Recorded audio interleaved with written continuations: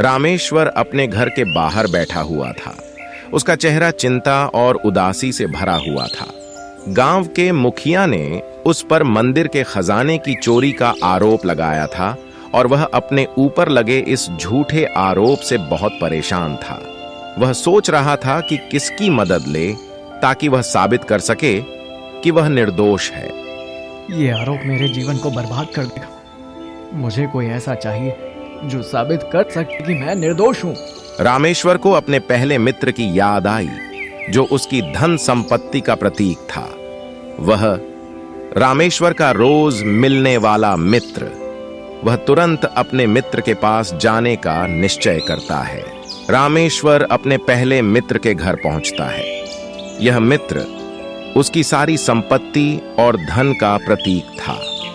वह हमेशा रामेश्वर के साथ रहता था, लेकिन क्या वह उसकी मदद कर पाएगा?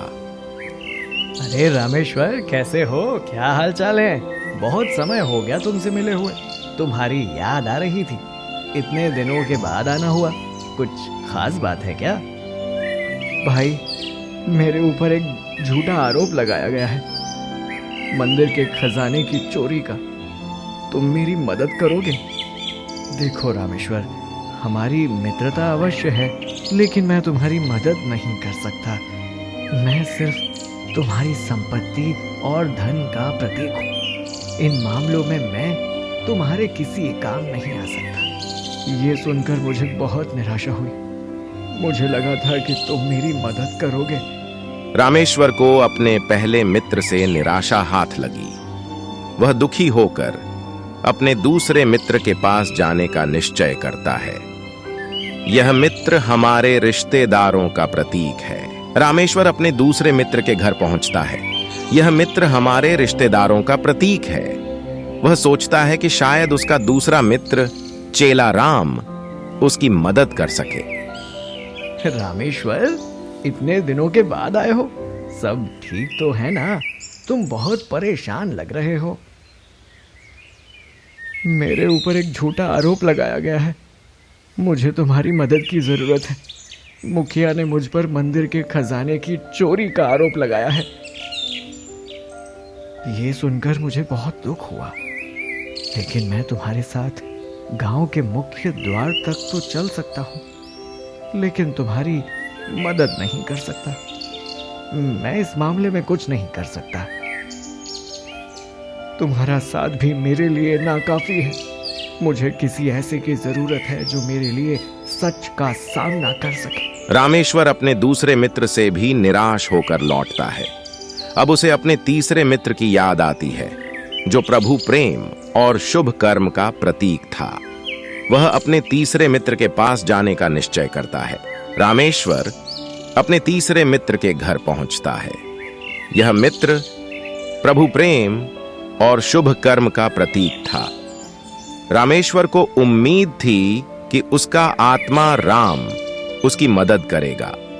रामेश्वर, कैसे हो? इतने दिनों के बाद मिलने आए हो। सब ठीक तो है ना?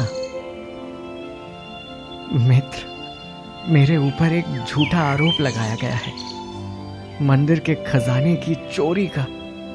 मुझे तुम्हारी मदद की जरूरत है। मैं तुम्हारी मदद करूंगा। मेरा दावा है कि हम इस आरोप को गलत साबित कर देंगे। चलो, हमें मिलकर इस मामले का सामना करना है। रामेश्वर अपने तीसरे मित्र की बात सुनकर खुश हो जाता है। वह उसे गले लगाता है और दोनों मिलकर गांव के चौक की ओर बढ़ते हैं। गांव के चौक पर सब गांव वाले इकट्ठा हुए थे। मुखिया भी वहां था जो रामेश्वर पर चोरी का आरोप लगा चुका था। रामेश्वर और उसका मित्र आत्मा राम वहां पहुंचते हैं। रामेश्वर, तुम पर मंदिर के खजाने की चोरी का आरोप है। तुम्हारे पास क्या सबूत है कि तुम निर्दोष हो? ये मेरा असली मित्र है जो मेरी सच्चाई साबित करेगा। मैं जानता हूं कि रामेश्वर निर्दोष है। उसने कभी भी कोई भी गलत काम नहीं किया है। हम सब जानते हैं कि मुखिया का स्वभाव कैसा है। हमें मुखिया पर विश्वास नहीं है। हम रामेश्वर का समर्थन करते हैं। तुम लोग मुझ पर शक कर रहे हो? अगर मैं दोषी हूं तो साबित करो। हमें सच्चाई का पता चलना चाहिए। मुखिया ने रामेश्वर पर झूठा आरोप लगाया है। हमें मिलकर सच का पता लगाना होगा। चलो मुखिया के घर चलकर देखते हैं। गांव वाले मुखिया के घर जाकर तलाशी लेने का निर्णय करते हैं। मुखिया के चेहरे पर चिंता साफ झलक रही थी। गांव वाले मुखिया के घर पहुंचते हैं और पूरी तलाशी लेते हैं। वे हर कोने को छान मारते हैं, लेकिन उन्हें कुछ भी नहीं मिलता। यहां तो कुछ भी नहीं मिला। रेखा, मैंने कहा था ना कि मैं निर्दोष हूं। रामेश्वर को कुछ तो बात अटपटी लगी। उसने घर के आसपास नजर घुमाई तो देखा एक जगह से घास निकली हुई है। उसको शक हुआ कि हर जगह घास है, सिर्फ एक जगह पर जमीन है। मतलब यहां कुछ खोदा गया है। रुको, इस पेड़ के पास की मिट्टी पर घास क्यों नहीं है? रामेश्वर ने ध्यान से देखा कि मुखिया के घर के पास वाले पेड़ की मिट्टी पर घास नहीं उगी हुई थी। उसने अनुमान लगाया कि शायद वहां कुछ गड़बड़ है। मुझे शक है कि यहाँ कुछ छुपाया गया है। हमें इसे खोद कर देखना चाहिए। गांव वाले और रामेश्वर मिलकर उत्साहपूर्वक उस जगह को खोदने लगे।